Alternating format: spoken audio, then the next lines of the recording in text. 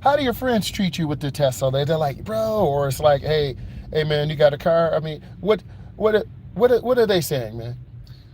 They always ask for rides. Okay. People always ask to drive it, and it's like, it just depends on the friend. I'm like, if you're good at driving, I'll let you drive it, sure. Right. But if I know they're going to be irresponsible with it, I'm not going to let them drive it. Who do you have for insurance?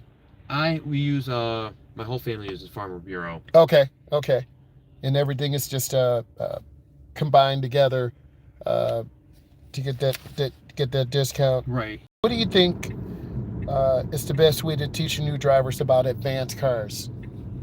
Advanced cars, and meaning like this type of car with the driving.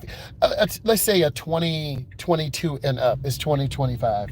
Lane departure, adaptive cruise control. What's the best way? Oh yeah. Okay. And this was what mode? What's this? This one is the long range. Okay. Awesome. I would say best way for them to learn would just be researching a lot of YouTube videos on it. Okay. Because YouTube's going to be your biggest friend when there's not traditional ways you'll learn this, because you won't learn this in driving school, regenerative braking and lane departure, all that. Okay, but I can see it coming in the future, because about 5 years ago we were talking about electric cars, self-driving cars, the Nissan Leaf, those smaller electric cars prior to the Tesla really. Please back in. So this way we can talk. I got like 10 more questions for you. Once you get down to my driveway, you can go ahead and just back in the driveway. That'd be awesome. Black truck. That's my daughter's truck over there, and you can just back in. I was looking at the wrong house. Yeah.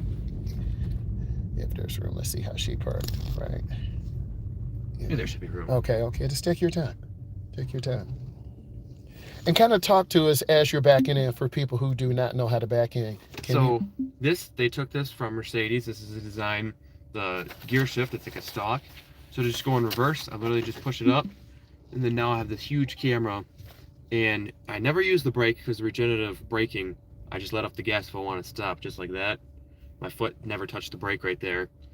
So it makes, I think, backing up like a one-step process almost. Nice.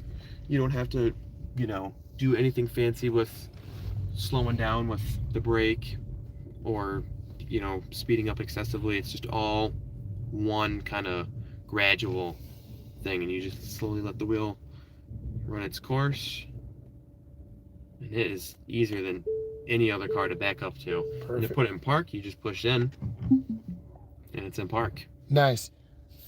All right, let me ask you these questions and we can get it going here, and then you can get out here.